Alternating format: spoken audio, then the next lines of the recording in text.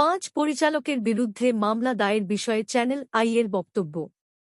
ঢাকার chief metropolitan magistrate আদালতে channel আই-এর 5 পরিচালকের বিরুদ্ধে ফারজানা রশিদ ব্রাউনিয়া মামলা দায়েরের প্রেক্ষিতে চ্যানেল আই কর্তৃপক্ষ ও পরিবার গভীর উদ্বেগ প্রকাশ করেছে এবং মিথ্যা মামলায় তাদের হয়রানি বন্ধের দাবি জানাচ্ছে।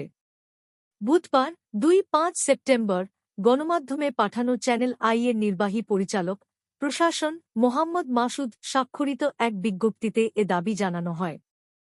এতে বলা হয়, দায়েরকৃত মামলায় ফারজানা রশিদ ব্রাউনিয়াকে তার চাকরির পাওনাদি পরিশোধ না করা ও তার নিকট ৫০ কোটি টাকা চাঁদা দাবি ও হুমকি প্রদান সংক্রান্ত অভিযোগসমূহ হাস্যকর ও মিথ্যায় পরিপূর্ণ।